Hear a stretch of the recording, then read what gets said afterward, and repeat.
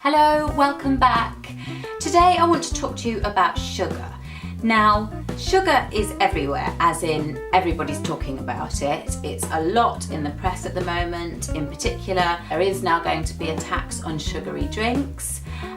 You get a lot of celebrities like Jamie Oliver talking about sugar.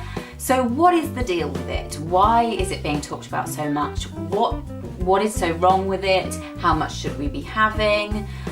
We're just going to have a little talk about that today because I think it's really interesting, it is really important, it is something that we should all be aware of, and it is a big deal at the moment. There are lots of problems, health problems caused by sugar, which could be prevented, I think, if people were just a little bit more aware.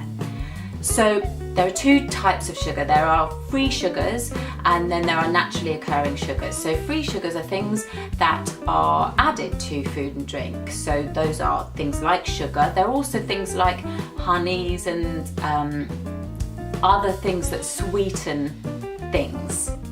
That doesn't sound like it makes sense, but they are sugars that are added to foods and drinks. Whereas naturally occurring sugars are sugars that you find in fruit and in milk. So they're just there anyway. So for the purposes of this video, we're really talking about added sugars, about free sugars. So the first thing that you should know is how much sugar should you have? Well, the recommended daily allowance for an adult of free sugars is 7 teaspoons, which is about 30 grams of sugar, I think. So to put that in perspective, 1 can of fizzy drink, let's just say generic fizzy drink, can contain up to 9 teaspoons of sugar. That's just 1 can. And that's not even getting into all the other things, all the other places where you will find sugar. So how do you know if there is sugar in something? Well, you need to check the label. Now, ingredients on a label are listed in order of quantity. So the higher up the list, the sugar is, the more there is of it in that product. And you do really need to look. So just to give you some examples, in things that you might not necessarily expect to find sugar in. So take, for example, a normal sliced white loaf of bread. In 1 slice of bread, there is 1.5 grams of sugar. That's nearly half a teaspoon of sugar in every slice of bread. That is a phenomenal amount of sugar. I make a lot of bread myself, and you do put sugar in bread because it helps with the flavour and it helps with the yeast and all of those reasons. But I put 1 teaspoon in an entire loaf.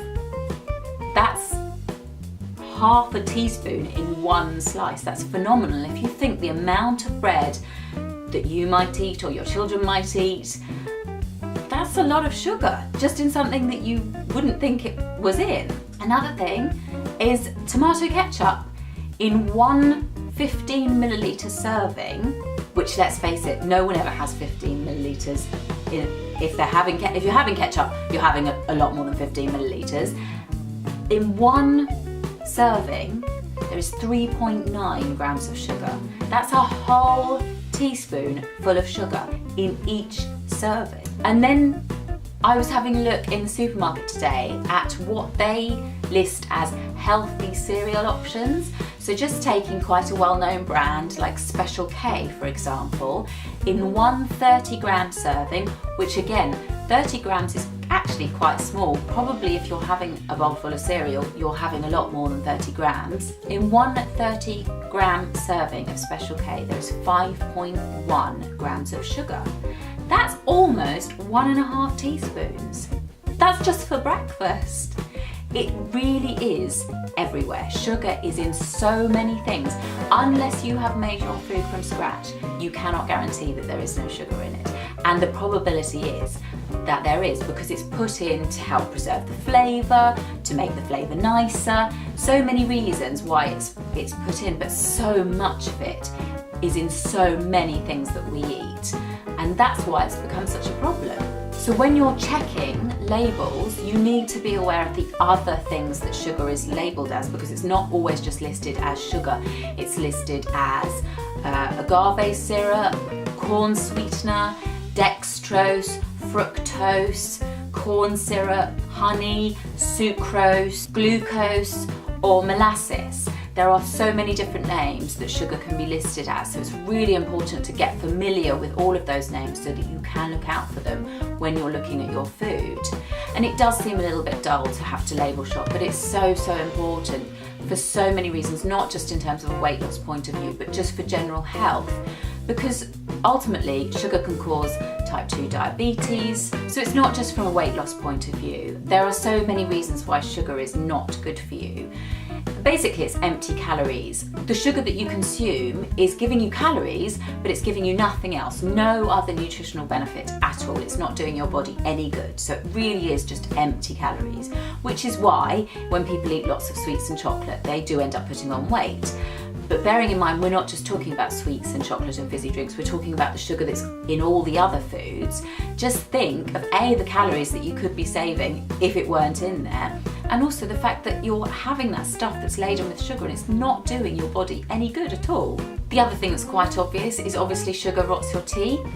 We all want to take good care of our teeth, especially children. I know we're not talking specifically about children, we're talking about adults, but ultimately, sugar rots your teeth, so that's another reason to try and stay clear. And ultimately, sugar can lead to the development of type 2 diabetes, which is massively on the increase now in this country. I think I've read somewhere there's something like over 3 million people now living in the UK with type 2 diabetes. Obviously, being overweight can increase your chances of developing type 2 diabetes, but it all does start from sugar, unfortunately. So there are so many reasons to avoid it. I'm not saying never have it again, that's ridiculous, but you do need to be aware of how much it's potentially in your daily diet and just make different choices. It's all about being informed. Read those labels, look at the ingredients in your food, try and make things yourself. That way you know it hasn't got added sugar. Just be aware of the things that you're consuming and what they have in them and what's that doing to your body. So I hope that that's been a little bit informative. I hope that that's given you maybe some idea about what all the fuss is about with the sugar. You might have been hearing about it but not really knowing much about it. If you have found that of use, then don't forget to subscribe. There's a link somewhere for you to hit, and I'll be bringing you more healthy lifestyle tips and workouts and food ideas each week. So thank you for watching, and I will see you next time. We all want to take can't speak, my teeth aren't working.